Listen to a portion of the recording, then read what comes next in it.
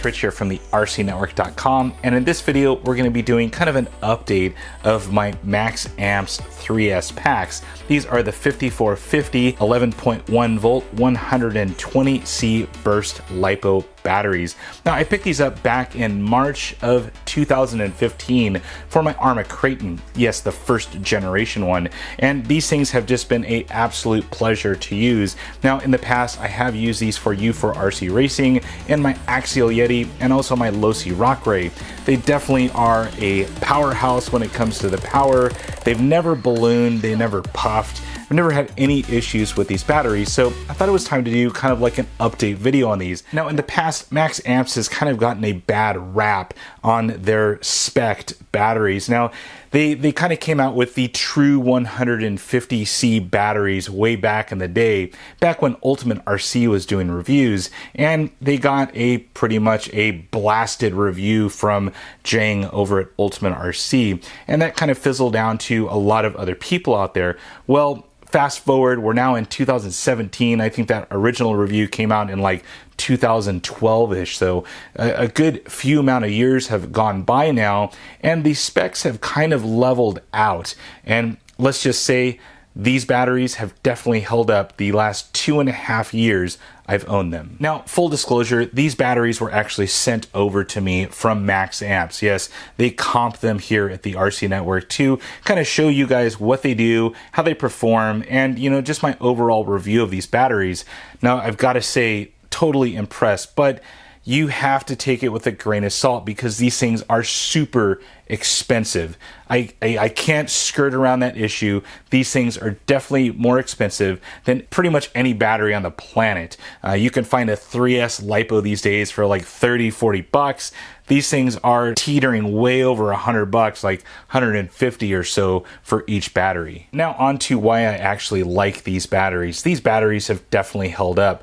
Now it's pretty much a crapshoot these days on LiPo batteries, whether they're gonna puff, whether they're gonna drop a cell. I mean, there's countless issues with LiPos these days, and these have definitely held up. I've ran these in countless vehicles, and I've even raced and competed and won with these batteries. Yes, I just won 2 weeks ago at the U4RC race in my Techno DB48. That thing was a powerhouse, and it was powered by this battery. So taking a quick look around the battery now, like I said, 2.5 years of use.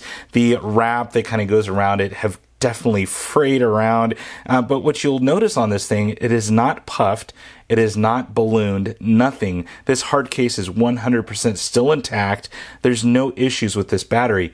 Never dropped a cell, never had any kind of weird kind of charger issues with it. And if we look up here towards the balance port, you still have the thick wrap right here on the actual balance leads. Now they do use official Dean's wire, the Dean's Ultra wire, and I've swapped out to XT90 connectors. This was originally outfitted with a Dean's connector, but I've kind of moved on to XT90s for all of my powerhouse systems with these XT90 connectors. Now some batteries that haven't fared too well, and I've used them for the same purposes, were these Turnigi graphene packs.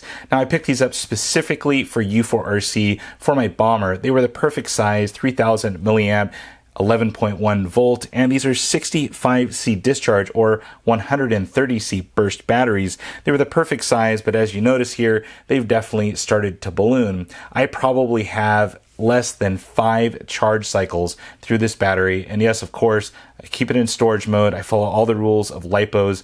I've never had any explosions or any kind of fail issues with LiPos, knock on wood, and this thing has definitely failed. I don't want to use it anymore, and I definitely spent my hard-earned money on these batteries. Now another battery that failed for me were these reaction packs.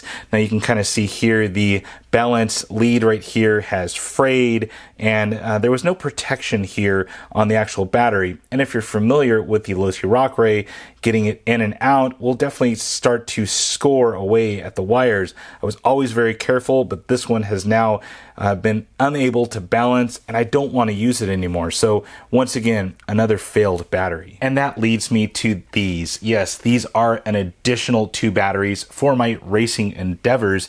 Now, I do still have these batteries. I do plan to use these, and there's nothing absolutely wrong with these things, but I don't want to run into a race situation where I have 2 batteries, two vehicles and maybe it's an A main, B main situation and I don't have a battery ready. So yes, picked up two more of the exact same batteries and I hope to have long years of use with these two new MaxAmps batteries. With that, I'd like to thank MaxAmps for rushing these batteries down to California for me. They're located up in Spokane, Washington, and they actually make these things to order. It's not like they have them sitting in a warehouse and they just go, yeah, send this one to Rich. They don't. They actually make it to order. They solder on the connectors and they pretty much custom make these batteries for you. And that's kind of where the price comes in. Now, if we fast forward or fast reverse back onto these things, these have lasted me 20 batteries over of those kind of cheaper non-quality brand batteries. So if you really do the math and you buy like maybe 5 or 6 of those other batteries at $30 or $40 a pop, or you pick up one of these, you're gonna have very similar performance and a lot less headache. Well guys, I hope you guys have enjoyed this quick update video on my two MaxAmps batteries. Can't wait to get these things charged and run them tomorrow at a local U4RC race. Yes, I'm gonna go ahead and use these things to the limit. And if you have any comments about MaxAmps or these batteries, feel free to post it on down below. I'd really like to hear your thoughts on both MaxAmps and what you think of these batteries. Well guys, that is it for now. If you have any comments or questions, on down below, and as always, thumbs up and subscribe. That's it for now guys, over and out.